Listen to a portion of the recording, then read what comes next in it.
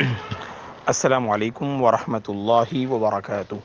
محترم فارغات اور معزز طالبات، آج ہمارا موضوع ہے صحابی رسول عبداللہ بن عمر بن العاص رضی اللہ عنہما کے سلسلے میں۔ عبداللہ بن عمر بن العاص رضی اللہ عنہما ایک عظیم صحابی کے فرزند ہیں۔ آپ کے والد محترم عمر بن العاص رضی اللہ عنہما اسلام کے عظیم سپہ سالار تھے، جن کے متعلق اللہ کے نبی نے فرمایا داہیۃ العرب، عرب کے سب سے چالاک انسان تھے آپ کے والد عمر بن العاص رضی اللہ عنہما۔ ابتدا میں آپ مشرکین کے ساتھ رہے، قریش کے سرداروں میں سے آپ کا تعلق ہوا کرتا تھا، قریش کے سردار تھے آپ عمر بن العاص، اور صلح حدیبیہ کے بعد فتح مکہ سے پہلے حضرت عمر بن العاص رضی اللہ عنہما اسلام قبول کرتے ہیں۔ حضرت عبداللہ بن عمر رضی اللہ عنہما کی والدہ ریطہ بنت منبہ رضی اللہ عنہا ہیں۔ ریطہ بنت منبہ، طا سے ریطہ بنت منبہ رضی اللہ عنہا ہیں، جو صحابیہ ہیں۔ عبداللہ بن عمر بن العاص رضی اللہ عنہما اپنے والد محترم سے پہلے سن 7 ہجری میں اسلام قبول کرتے ہیں، اور آپ کی پیدائش ہجرت سے 27 سال پہلے ہوتی ہے۔ آپ رضی اللہ عنہ کے ایک بھائی ہیں جن کا نام محمد ہے، محمد بن عبداللہ بن عمر، محمد بن عمر بن العاص۔ تو عبداللہ بن عمر بن العاص رضی اللہ عنہما کے ایک بھائی جن کا نام محمد ہے۔ آپ رضی اللہ عنہ ہجرت سے 27 سال پہلے پیدا ہوتے ہیں۔ آپ کی کنیت ابو محمد ہے۔ عبداللہ بن عمر بن العاص رضی اللہ عنہما نے جب اسلام قبول کیا، قبول اسلام کے بعد سے برابر آپ رضی اللہ عنہ رسول اللہ صلی اللہ علیہ وسلم کی خدمت میں ہمیشہ رہا کرتے تھے۔ آپ کی یہ خصوصیت تھی کہ آپ بہت اچھی طرح سے لکھ لیا کرتے تھے، کتابت میں بڑی مہارت تھی آپ کو، اور اسلام قبول کرنے سے قبل ہی آپ سریانی زبان میں بڑی مہارت رکھتے تھے۔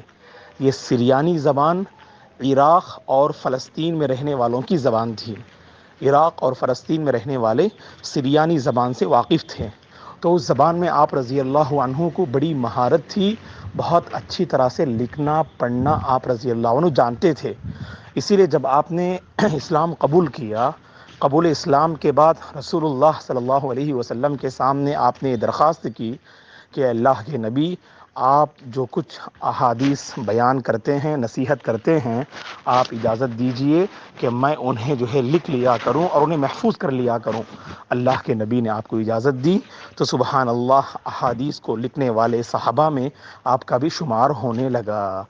عبداللہ بن عمر بن العاص رضی اللہ عنہما اپنے والد محترم کی طرح بڑے بہادر صحابی تھے۔ عمر بن العاص رضی اللہ عنہما کی بہادری پورے عرب کی سرزمین میں معروف و مشہور تھی، بڑے عظیم سپہ سالار تھے۔ اسی لیے جب وہ اسلام قبول کرتے ہیں تو اللہ کے نبی صلی اللہ علیہ وسلم نے مختلف جنگوں میں آپ کی کمانڈری میں صحابہ کو روانہ کیا، جن میں قابل ذکر مصر کے ساتھ جب لڑائی ہوئی، ایجپت کے ساتھ جب لڑائی ہوئی، تو اس جو ہے لڑائی میں زبردست جو ہے کارکردگی پیش کرنے والے یہی کمانڈر حضرت عمر بن العاص تھے، جن کے ذریعے سے اللہ تبارک و تعالیٰ نے اس مصر کی جنگ میں مسلمانوں کو کامیابی عطا کی۔ آپ رضی اللہ عنہ کی وفات، یعنی والد محترم کی وفات 40/3 ہجری میں ہوتی ہے۔ عمر بن العاص رضی اللہ عنہ کی وفات 40/3 ہجری میں ہوتی ہے، اور آپ کے فرزند عبداللہ بن عمر بن العاص رضی اللہ عنہما میں وہ خوبی سبحان اللہ پائی جاتی تھی۔ اسی لیے جب تک آپ بقید حیات تھے، باقاعدہ خلفائے راشدین کے دور میں بھی مختلف جنگوں میں آپ صحابہ اکرام کے ساتھ، تابعین کے ساتھ باقاعدہ شریک ہوا کرتے تھے۔ آپ رضی اللہ عنہ کی ایک اور خصوصیت یہ تھی کہ قرآن مجید میں بھی آپ کو بڑی مہارت تھی، اور تورات کا علم بھی آپ رکھا کرتے تھے، یعنی ایک بالکل پڑھے لکھے صحابی تھے آپ، یہ سریانی زبان سے واقف تھے اور تورات کا علم بھی آپ رکھتے تھے، تورات کو بھی آپ جانتے تھے آپ، تو لہٰذا قرآن مجید میں بھی آپ کو اللہ تبارک و تعالیٰ نے زبردست مہارت اللہ نے آپ کو عطا کی۔ اسی لیے آپ کے وہ عظیم شاگرد جو تابعین میں یعنی جن کا نام ہے، تابعین میں جن کی پہچان ہے، یعنی طاؤس بن کیسان الیمانی رحمۃ اللہ علیہ، طاؤس بن کیسان الیمانی رحمۃ اللہ علیہ جو کبار تابعین میں شمار ہوتے ہیں، یہ دراصل عبداللہ بن عمر بن العاص اور ابن عباس رضی اللہ عنہما کے شاگرد ہیں، جو کبار تابعین میں سے جن کا شمار ہوتا ہے۔ سن 106 ہجری میں طاؤس بن کیسان رحمۃ اللہ علیہ کی وفات ہوتی ہے۔ المہم، آپ کے شاگردوں میں جن کا نام نمایاں طور پر اہل علم نقل کرتے ہیں وہ طاؤس بن کیسان الیمانی رحمۃ اللہ علیہ ہے۔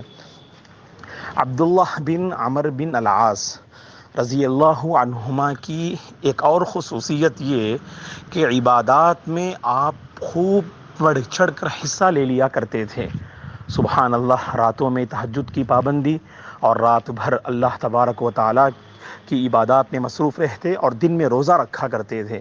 اور جب اللہ کے نبی کو اس کی خبر ملی تو اللہ کے نبی نے آپ کو نصیحت کرتے ہوئے فرمایا کہ اے عبداللہ کہ تمہاری آنکھ کا بھی تم پر حق ہے، جیسا کہ ابو الدردہ رضی اللہ عنہ کو آپ نے نصیحت فرمائی، تو اسی طرح سے اللہ کے نبی نے حضرت عبداللہ بن عمر رضی اللہ عنہ کو بھی آپ نے نصیحت فرمائی، تمہاری آنکھ کا تم پر حق ہے، ولی عینی کا علیہ کا حق، ولی جسم کا علیہ کا حق، ولی اہلی کا علیہ کا حق، تمہاری آنکھ کا تم پر حق ہے، تمہارے جسم کا تم پر حق ہے، تمہارے بیوی کا تم پر حق ہے۔ اس طرح سے اللہ کے نبی نے انہیں نصیحت فرمائی تو انہوں نے کہا کہ اللہ کے رسول اطیق ذالک، میں رات بھر قیام کرنے اور دن بھر روزے سے رہنے کی میں طاقت رکھتا ہوں، میں روزانہ روزے سے رہ سکتا ہوں اور رات بھر قیام کر سکتا ہوں، نماز پڑھ سکتا ہوں، اس کی میں طاقت رکھتا ہوں۔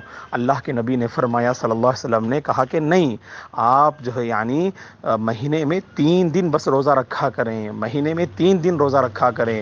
جب انہوں نے اصرار کیا، اللہ کے نبی سے کہا کہ میں اس سے بڑھ کر رکھنے پر قادر ہوں، آپ نے فرمایا کہ ہفتے میں 3 دن روزے رکھا کرو، ایک ہفتے میں 3 دن روزے رکھا کرو۔ انہوں نے اللہ کے نبی سے کہا کہ نہیں اللہ کے رسول، اس سے بڑھ کر میں رکھ سکتا ہوں، تو اللہ کے نبی نے کہا کہ 2 دن روزہ رکھو اور 1 دن جو ہے افطار کرو، 2 دن روزہ رکھو 1 دن افطار کرو۔ انہوں نے کہا کہ اللہ کے رسول اس سے بڑھ کر میں روزہ رکھنے پر قادر ہوں، تو اس کے بعد اللہ کے نبی نے فرمایا صلی اللہ علیہ وسلم نے تب صوم داؤدی جو اللہ کے نزدیک سب سے افضل ہے، افضل الصیام عند اللہ صیام داؤد، صوم داؤدی اللہ کو بہت پسندیدہ ہے۔ یہ صوم داؤدی کا ہے کیا ہے؟ داؤد علیہ السلام کان یصوم یوما ویفطر یوما، ایک دن روزہ رکھتے تھے، ایک اور دن افطار کیا کرتے تھے، اور ایسا روزہ اللہ کو بہت پسندیدہ ہے۔ اس کے بعد حضرت عبداللہ بن عمر رضی اللہ عنہما باقاعدہ جو ہے اس طرح روزہ رکھا کرتے تھے۔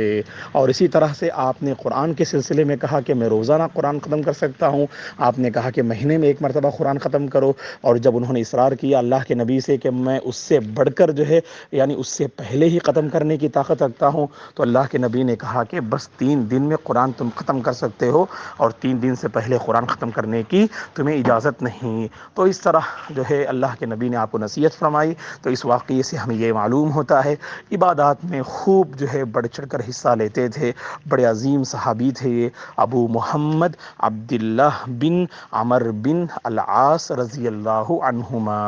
اور اسی طرح آپ کی ایک اور خصوصیت یہ کہ 7ویں ہجری میں اسلام قبول کرنے کے باوجود اللہ اکبر، آپ یعنی روایات احادیث میں بھی اپنا ایک نمایاں مقام رکھتے ہیں، یعنی وہ صحابہ جنہوں نے زیادہ احادیث روایت کی اس فہرست میں آپ رضی اللہ عنہ کا نام بھی آتا ہے۔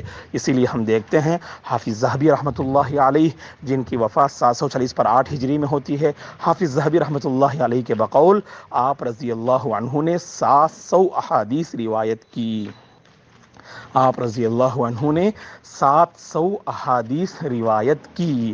تو بہرحال روایات احادیث میں بھی آپ رضی اللہ عنہ کا مقام ہے۔ آپ رضی اللہ عنہ کی وفات سن 60 پر 5 ہجری میں ہوتی ہے۔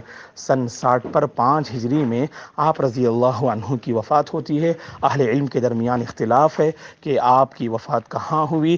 بعض علماء نے کہا کہ آپ کی وفات سیریا میں ہوئی، اور بعض نے کہا کہ آپ کی وفات یعنی مصر میں ہوئی۔ کئی ایک علماء نے کہا کہ مصر میں آپ کی وفات ہوئی، بعض علماء نے کہا کہ سیریا شام میں آپ کی وفات ہوئی، اور خود تاریخ وفات میں بھی اختلاف ہے۔ بعض نے کہا کہ 60 پر 3 ہجری میں ہوئی، بعض نے کہا 60 پر 5 ہجری میں ہوئی، بعض نے کہا کہ یعنی 60 پر 9 ہجری میں ہوئی، بعض نے 70 پر 1 ہجری میں، مختلف روایت نقل کی، لیکن اکثر علماء نے اپنی کتابوں میں کہا کہ 60 پر 5 ہجری میں آپ رضی اللہ عنہ کی وفات ہوتی ہے۔ اور معزز طالبات، ایک بات جو کل کے موضوع کے سلسلے میں کہ فاطمہ رضی اللہ عنہا کے سلسلے میں ہم نے 2 محاضرات میں کچھ باتیں ہم نے آپ کی خدمت میں رکھیں، اس میں مزید ایک بات اضافہ کر لیجئے، شاید ہم بھول گئے وہ بتانے سے رہ گئے ہم۔ فاطمہ رضی اللہ عنہا کی اولاد میں 3 بیٹے اور 2 بیٹیاں تھیں۔ فاطمہ رضی اللہ عنہا کی اولاد میں 3 بیٹے اور 2 بیٹیاں تھیں۔ 3 بیٹوں میں حضرت حسن، حضرت حسین اور حضرت محسن رضی اللہ عنہم، اور 2 بیٹیوں میں حضرت ام کلثوم اور حضرت زینب رضی اللہ عنہما۔ بہرحال آج ہم نے عبداللہ بن عمر بن العاص رضی اللہ عنہما کے بارے میں معلوم کیا۔ آپ کی شخصیت سے ہمیں یہی سبق ملتا ہے، عبادات سے ہمارا شغف ہونا چاہیے، عبادات سے ہمارا لگاؤ ہونا چاہیے۔ تخلیق کا مقصد اللہ کی بندگی ہے، اور اس بندگی میں مجھے اور آپ کو ایک نمایاں کردار ادا کرنا ہے، اور اسی بندگی کے ذریعے ہم اللہ کے پاس اپنا مقام پا سکتے ہیں، اور اسی بندگی کے ذریعے ہم رب کی رضا کو پا سکتے ہیں، اور اسی بندگی کے ذریعے ہم اللہ کی تیار کردہ جنت کو پا سکتے ہیں، اور اسی بندگی کے ذریعے ہم اپنی دنیاوی زندگی اور اخروی زندگی میں بہتری لا سکتے ہیں۔ تو آپ کی شخصیت سے ملنے والا ایک نمایاں پیغام ہم جو ہے طالبان علوم نبوت کو یہ کہ سفر علم کے ساتھ سفر عبادات میں بھی ہمارا کردار ہو، سفر علم کے ساتھ سفر عمل میں بھی ہم ایک نمایاں مقام رکھیں۔ اللہ تبارک و تعالی ہم سب کو صحیح معنی میں اس کی بندگی کرنے اور اس کی بندگی کے ذریعے جنت کو پانے کی اللہ ہم سب کو توفیق عطا فرمائے، آمین۔ السلام علیکم ورحمۃ اللہ وبرکاتہ۔